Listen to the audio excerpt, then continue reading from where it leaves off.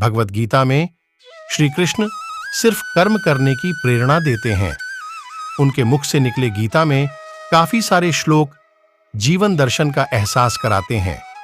इसमें कई श्लोक ऐसे भी हैं जो बच्चों के लिए बहुत उपयोगी साबित होंगे। आज के समय में बच्चे फोन के गुलाम बनते जा रहे हैं, जिस कारण उनमें संस्कारों की कमी पाई जाती है।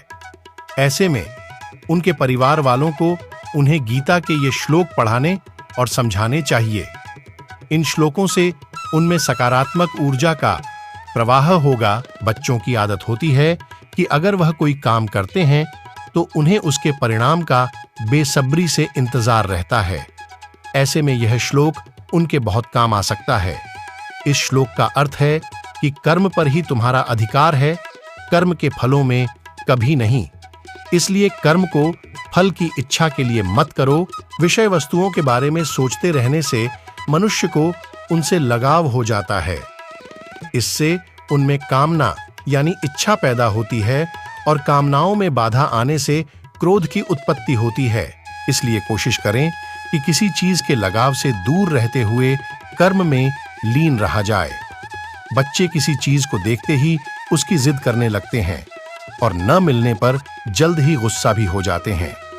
ऐसी स्थिति से बचने के लिए यह श्लोक उत्तम है। क्रोध से मनुष्य की मति यानी बुद्धिध मारी जाती है। बुद्धि का नाश हो जाने पर मनुष्य खुद अपना ही का नाश कर बैठता है। कई बच्चों को बहुत गुस्सा आता है। ऐसे में यह श्लोक उन्हें गुस्सा करने से होने नुकसानों से अवगत कराता है। श्रेष्ठ पुरुष जो जो आचरण यानी जो जो काम करते हैं, दूसरे मनुष्य भी वैसा ही आचरण या कहें कि वैसा ही काम करते हैं। श्रेष्ठ पुरुष जो प्रमाण या उदाहरण प्रस्तुत करते हैं, समस्त मानव समुदाय उसी का अनुसरण करने लग जाते हैं।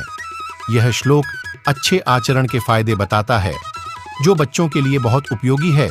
श्रद्धा रखने वाले मनुष्य, अपनी इंद्रियों पर संयम रखने वाले मनुष्य अपनी तत्परता से ज्ञान प्राप्त करते हैं। फिर ज्ञान मिल जाने पर जल्द ही परम शांति को प्राप्त होते हैं। पढ़ने वाले बच्चों के लिए यह श्लोक बहुत ही उत्तम है।